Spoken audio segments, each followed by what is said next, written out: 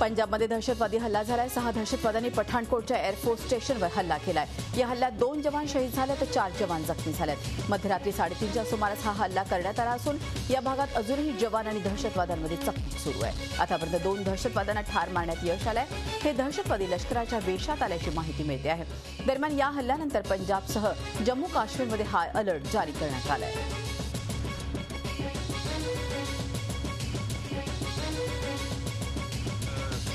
गाड़ी जो छीनी थी उसके बाद जो आज अटैक हुआ उसके संबंध में रेड अलर्ट किया हुआ है। यहाँ पे सारे शहर में उसके संबंध में नाकाबंदी की हुई है हमने स्नेत पुल पे, और नाकाबंदी के दौरान चेकिंग कर रहे हैं। हम पूरे पंजाब में हाई अलर्ट हुआ। विनाअनुदानित सिलेंडर आता 50 रुपयांनी महाग झालाय। नुकतीच ही दरवाढ जाहीर करण्यात आली आहे। त्यामुळे नवीन दरवाढीप्रमाणे मुंबईत विनाअनुदानित सिलेंडर आता 671 रुपयांना मिळेल। गेल्या 2 महिन्यात दुसऱ्यांदा सिलेंडरच्या दरात एवढी मोठी वाढ करण्यात आली आहे। डिसेंबरमध्ये सिलेंडरच्या दरात 60 रुपयांनी वाढ करण्यात आली होती। त्यासोबतच जास्त वार्षिक उत्पन्न 10 लाखांपेक्षा अधिक आहे त्यांचं सिलेंडरचं अनुदान रद्द करण्याचा निर्णयही सरकारने घेतला आहे। संसदेतील कॅन्टीनची सबसिडी बंद करण्यात आली आहे। यापुढे ना फायदा ना तोटा या उद्देशानुसार कॅन्टीन चालवली जाणार आहेत। त्यामुळे खासदारांना स्वस्तात मिळणारं जेवण आता महाग झालेलं आहे। नवीन वर्षाच्या सुरुवातीला लोकसभा अध्यक्षांचा आदेश लागू करण्यात आलाय। तब्बल 6 वर्षांनंतर जेवणाच्या दरामध्ये बदल झाले आहेत। यापुढेही अशा प्रकारचे बदल केले जातील असंही महाजन यांनी सांगितलं आहे।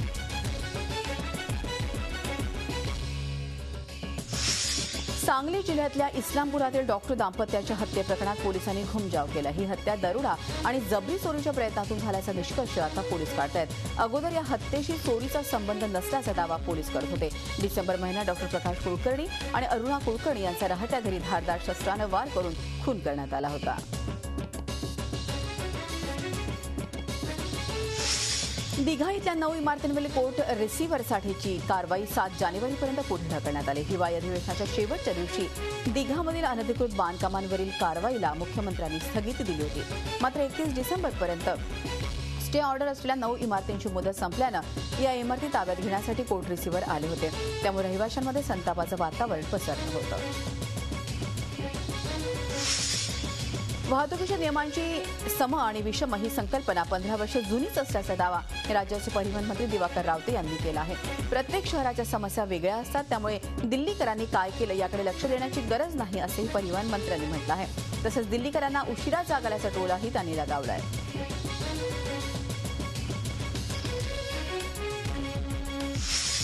राज्यात 60,000 रिक्षा परवान्यांचं फेरवाटप करण्यात येणार आहे। ऑनलाईन लॉटरी पद्धतीनं ही प्रक्रिया राबवली जाणार आहे। महिलांना 5% परवान्याचं आरक्षण राखीव ठेवण्यात आलंय। तसंच महिलांना ऑटो रिक्षा परवाने देण्यासाठी 1 वर्ष अनुभवाची अट काढून टाकण्यात आली आहे। मात्र परवाना मिळवण्यासाठी मराठी भाषा बोलता येणं गरजेचं आहे।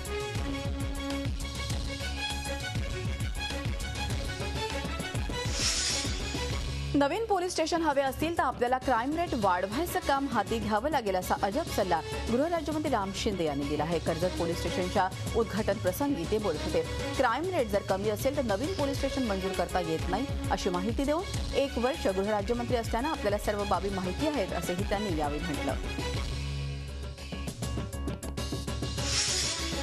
मराठी साहित्य संमेलनाचे नियोजित अध्यक्ष श्रीपाल सबनीस यांनी पंतप्रधान नरेंद्र मोदींबाबत वादग्रस्त वक्तव्य केलंय। मोदी पाकिस्तानात अचानक गेले, तिथे त्यांना गोळी लागली असती तर पाडगावकरांच्या अगोदर मोदींनावर श्रद्धांजली वाहण्याची वेळ आली असती अशी मुक्ताफळं सबनीस यांनी उधळली आहेत। ते इथेच थांबले नाहीत तर गोध्रा हत्याकांडाचा विषयही त्यांनी उकळून काढला। गोध्रा हत्याकांडात मोदी कलंकित आहेत, मोदी पंतप्रधान पदासाठी लायक नाहीत असं वक्तव्य करण्यापर्यंत सबनीसांचा बोलताना तोल गेला। अखिल भारतीय साहित्य संमेलनाचे नियोजित अध्यक्ष श्रीपाल सबनीस यांच्या मोदींवरील वक्तव्याचा भाजप कार्यकर्त्यांनी निषेध केलेला आहे। पिंपरी चिंचवडमध्ये सबनीसांचा पुतळा जाळण्यात आला, तसंच त्यांच्या विरोधात भाजप कार्यकर्त्यांनी मोर्चाही काढला। माफी मागितल्याशिवाय सबनीसांना पिंपरी चिंचवडमधल्या साहित्य संमेलनात प्रवेश करू देणार नसल्याचा इशारा भाजप खासदार अमर साबळे यांनी दिला आहे। सबनीसांच्या टीकेचा भाजपनं शेलक्या शब्दात समाचार घेतलाय। मोदींवर पुन्हा पुन्हा टीका करून प्रसिद्धी मिळवण्यापेक्षा सबनीसांनी साहित्यावर लक्ष केंद्रित करावं असा खोचक सल्ला भाजपचे प्रवक्ते माधव भंडारी यांनी दिला आहे।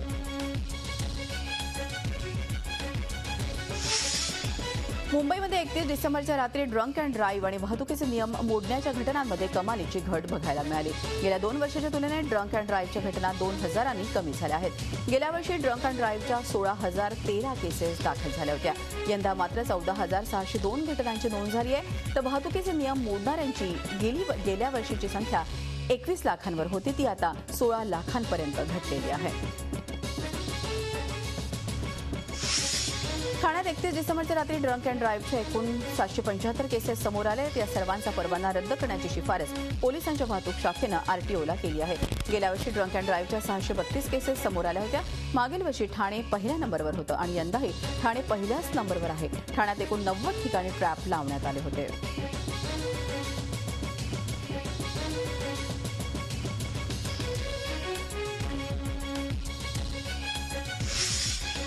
तरुण पिढीनं मद्यपान न करता रक्तदान करावं असा संदेश देण्यासाठी ठाण्यातील रक्तानंद ग्रुप आणि ठाणे जिल्हा शिवसेना शाखेच्या संयुक्त विद्यमानं रक्तदान शिबिराचं आयोजन करण्यात आलं. ठाण्यातील शिवाजी मैदान इथे या शिबिराचं आयोजन करण्यात आलं. यावर्षी या शिबिराचं 21वं वर्ष होतं. या उपक्रमाला जिल्ह्याचे पालकमंत्री एकनाथ शिंदे यांनी देखील हजेरी लावली होती. जात पंचायतीविरोधात बंड पुकारल्यानं एका तरुणीला जातीतून बहिष्कृत केल्याची घटना नाशिक जिल्ह्यातील येवल्यात घडलेली आहे. कोमल वर्दे असं या तरुणीचं नाव असून ती काशी कापडी या जातीची आहे. वडिलांच्या निधनानंतर आईवर होणाऱ्या अत्याचाराविरोधात आवाज उठवणाऱ्या कोमलला जातीतून बहिष्कृत करण्यात आलं. मात्र कोमलनं याविरोधात लढा उभारलेला आहे. कोमलनं बहिष्काराविरोधात लढा उभारला असून तिला समाजाचा पाठिंबा हवा आहे. दरम्यान जात पंचायतीविरोधात लढणाऱ्या कोमल वर्देच्या झी 24 तासवरील वृत्ताची दखल राज्याचे सामाजिक न्यायमंत्री दिलीप कांबळे यांनी देखील घेतली आहे. विभागीय आयुक्तांना कारवाईचा आदेश देणार असल्याचं आश्वासन त्यांनी झी 24 तासशी बोलताना दिलं आहे.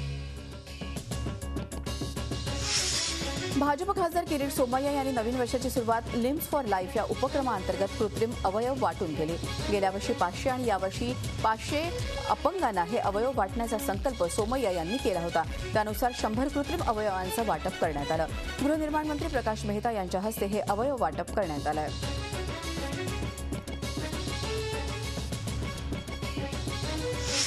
अस्वच्छतेमुळे पिंपरी शहराचं पर्यावरण बिघडलं आहे. त्यामुळे काही वर्षांपूर्वी जे पक्षी शहरात राहत होते त्या पक्ष्यांचं अस्तित्व नाहीसं झालंय.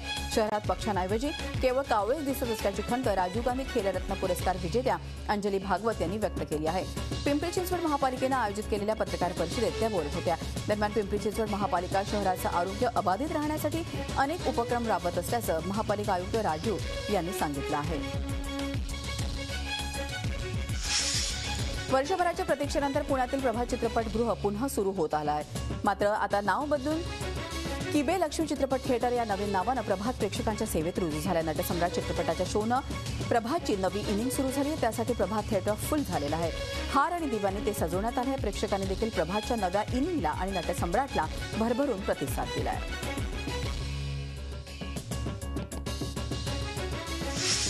सर्वसामान्यांच्या मनात पोलिसांचं चित्र काहीसं वेगळंच निर्माण झालंय. पोलिसही त्यासाठी जबाबदार आहेतच. मात्र ड्युटीवर असताना काही पोलिसांनी अजूनही माणुसकी जपलेली आहे.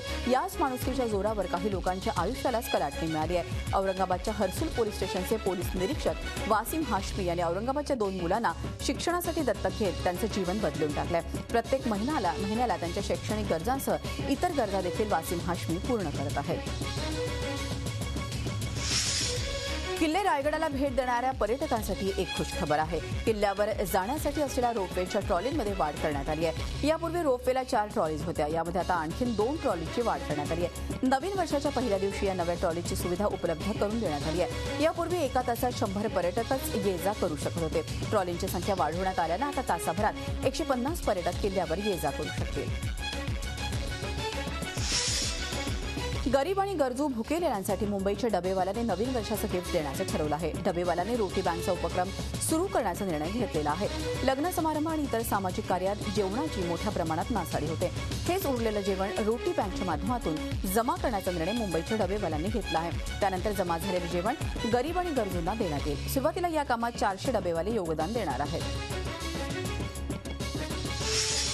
म्युझिक, डान्स, मस्ती या सगळ्याला फाटा देत जनसेवा प्रतिष्ठानच्या तरुणींनी आपल्या नव्या वर्षाची सुरुवात गतिमंद मुलांसोबत केली आहे. कर्जतच्या भिसे गावात गतिमंद मुलांची निवासी शाळा आहे. प्रतिष्ठानच्या कार्यकर्त्यांनी आपला पॉकेट मनी या गतिमंद मुलांसाठी खर्च केला. नववर्षाची अनोखी भेट मिळाल्यानं झालेला आनंद या निरागस मुलांच्या चेहऱ्यावर स्पष्ट दिसत होता. जनसेवा प्रतिष्ठानचा उपक्रम म्हणजे समाजासाठी एक आदर्श आहे. झी 24 तास रहा एक पाऊल पुढे.